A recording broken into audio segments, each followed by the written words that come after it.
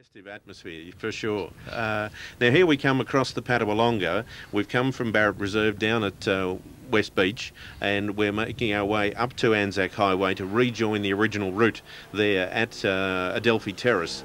And as I said before, we can't start at the bay proper because of the development that's going on down there, but I think it's been a good move to start down at Barrett Reserve, and now of course they resume on Anzac Highway as before.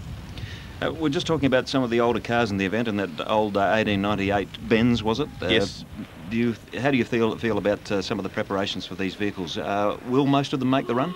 Will they get there, up those hills? It's a matter of pride, Steve. The owners and drivers of these cars, they want to make the run. They've brought it out there in full public view, and they're damned if they're going to be held back by a simple little mechanical failure, which will occur, remembering that in those days vehicles weren't quite as reliable and you had to do some running repairs. Yes, I would suggest that 99% of them will do it one way or the other, even if they have to push it over the line.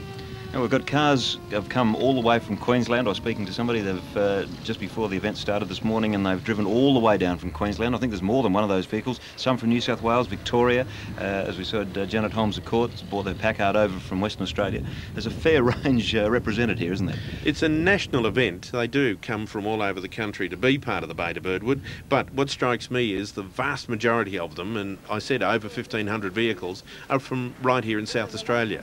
And I'm an import to this state and very pleased to be here, and it struck me that there are so many interesting cars here in South Australia. I would suggest more interesting cars of this nature per head of population than anywhere else in Australia.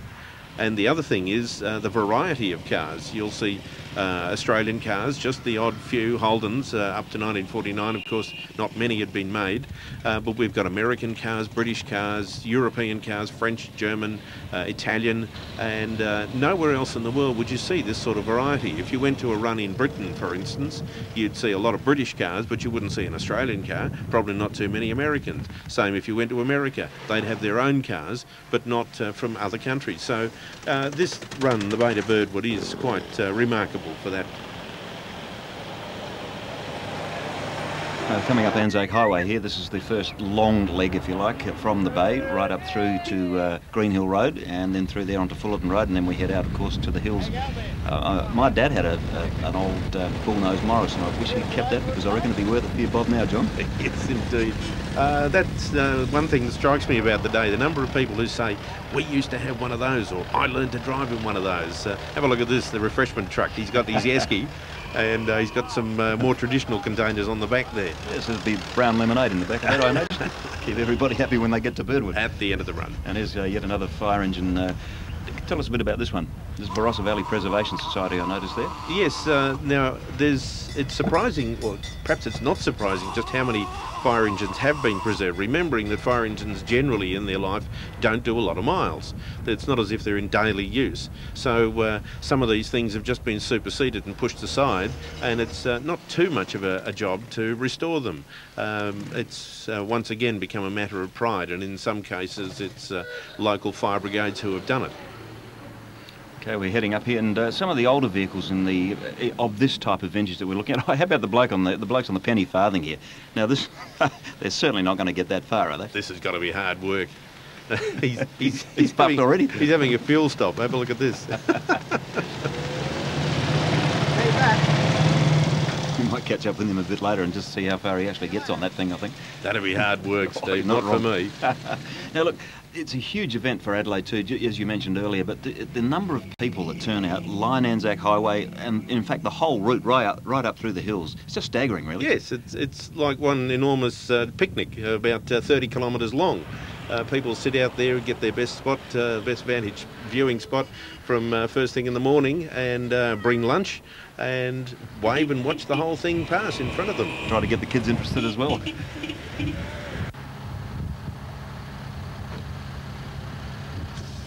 Let's have a look at some of these other vehicles. John, tell me a bit about a couple of these cars as they come past us here. Well, as I said, we've got cars from the turn of the century right up to 1949, and you can almost see the eras. We've got cars from the 20s and 30s there, and here's a bit of wartime gear, a Jeep called Doris, with with all the occupants in army khaki, of course. But you can see the upright lines of that 1930s Bentley with a Wayman fabric body, I would suggest, and beautifully restored. There's a few $100,000 worth, and there's a Bentley of the 50s with what they used to call razor edge styling. And so we can see the eras of motoring, the 20s, the 30s, the 40s, and you can distinguish the nature of the bodywork. Now there's a great shot of the city across the Victoria Park racecourse as we're travelling along Fullerton Road now, heading towards Decatable Terrace and the next leg of the run. Turn left into Fullerton Road and approach the Britannia roundabout. With trepidation? Not today. The police are out in force looking after us. A beautiful FJ Holden there. An FX, actually, Steve, or as they would have it known, 48215. There is no such thing as an FX, but that's a matter for the experts to discuss at length. But yes, built before the end of 1949 and therefore eligible for the Bay to Birdwood. And Dad had one of those as well. Did he? I wish he'd kept that one too. We'd be in Fat City now, I tell you. You'd have a huge garage on it. I don't know about anything else. Famous South Australian name, Hills Hoist. Just there with their... what sort of vehicle was that? A big Chev pickup there, probably one that's war surplus, and that was the only way you could get vehicles immediately after the war. But again, nice to see corporate involvement. Look at this couple here. What a classic. Well, that's the 1903 Curb Dash Oldsmobile, and he's doing it at a leisurely pace. And very uncomfortably, I'd imagine, with those springs. Yeah, sitting bolt upright like that with the wind fair in your face, but that's how it was at the beginning of motoring. A sore face and a sore backside by the time you get there, I'd say. Now look at this lot here, they're well prepared, a few Eskies in the back. And the flag. You'd reckon they'd won it themselves. Now I think there's something happening here. I've got a feeling that somebody may be out in amongst the trees, just having a short pit stop, as it were. Oh yeah. Just had to get a pack of smoke.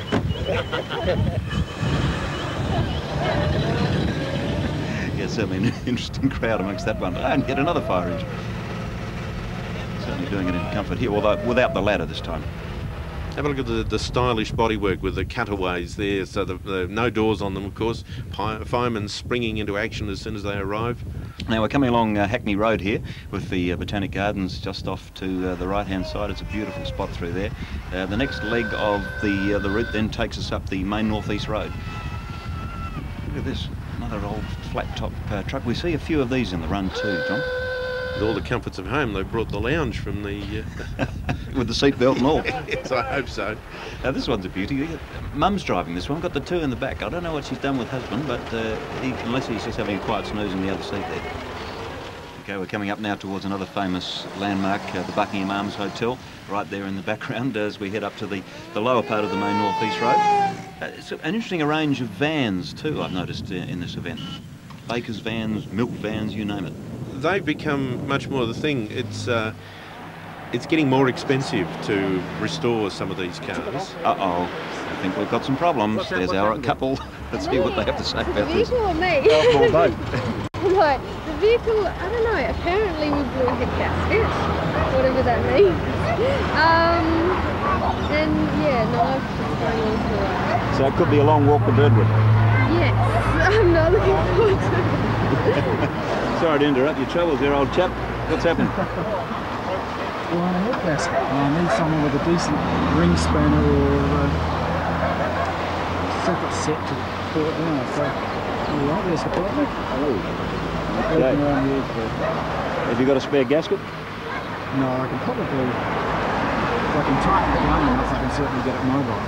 That's all you'll need, a ring spanner. And if you open the bonnet of any modern day car today, John, you'd be going, I think that's it, we're finished for the day. Unless the RAA comes along. Exactly, and they do a good job too, because we'll see them, I'm sure, further on in this event. That's our first breakdown of the day, but it won't be the last. No, and that's a tremendous way in which the RAA can join in. They do have the fellows with the skill to keep these cars running. And I think they've got a couple of their own original vehicles in the run too, just judging by a couple of things I've seen already in the event. Yes, now here we have it, Australia's own. Pre-1949 Holden and beautifully restored. Oh boy, is that that's pride.